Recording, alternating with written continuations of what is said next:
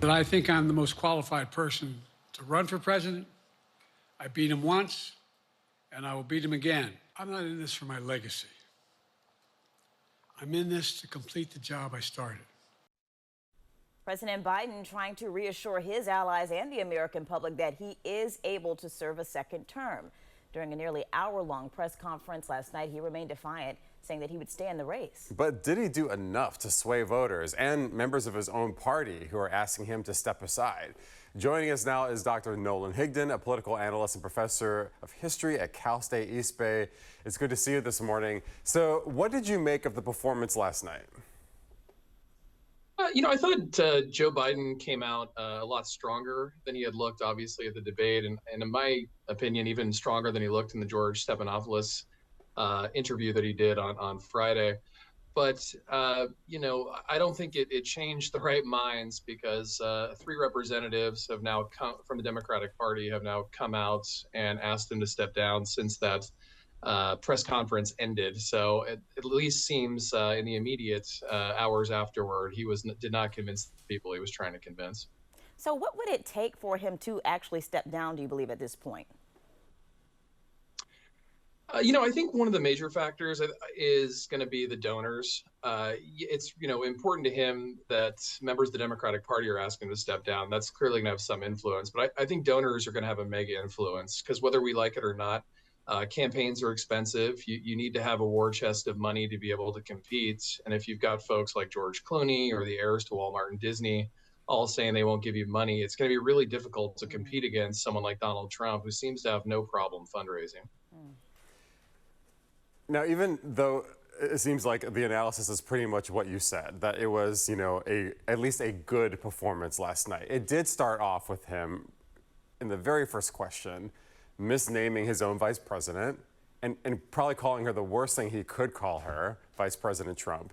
And that was after mistaking President Zelensky with, again, the worst thing you could call him, President Putin. So we are seeing these gaffes that are happening, and they seem to be occurring more and more often on camera.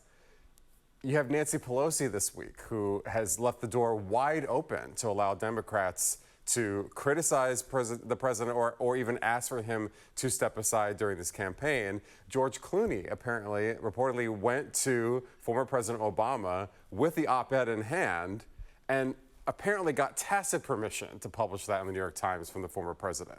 So at this point, is it too late for President Biden?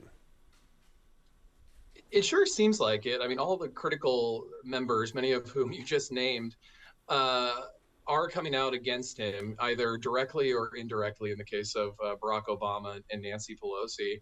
But it seems like they are signaling very clearly to the public they want Biden to step down, and Biden seems to be quite defiant in that he's going to stay in the race, regardless of whether or not he leaves or not. I think all the down ballot representatives and senators and other Democrats are concerned that just the question of whether or not he will step down will be enough to hurt their election chances. We saw some pretty shocking polls out of New York, a deep blue state, basically the California of the East Coast. And a lot of races are all of a sudden competitive. And a lot of Democrats are saying that's a result of these questions about Biden. The election is in November. We are here in July. How long can this conversation go on? When do you feel like a decision has to be made without significant or even more impact on these down ballot races? I think definitely by the convention. There's no way they could go through the convention and then change their mind in late August or something like that, because even if they do change their mind and Biden doesn't run, he's replaced by whoever, whether it be Kamala Harris or someone else.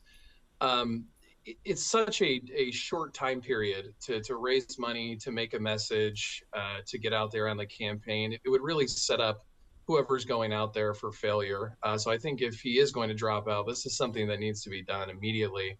And similarly, the questions of whether or not he needs to drop out need to be solved immediately as well, because I think just the discussion is also hurting Democrats in the polls we see.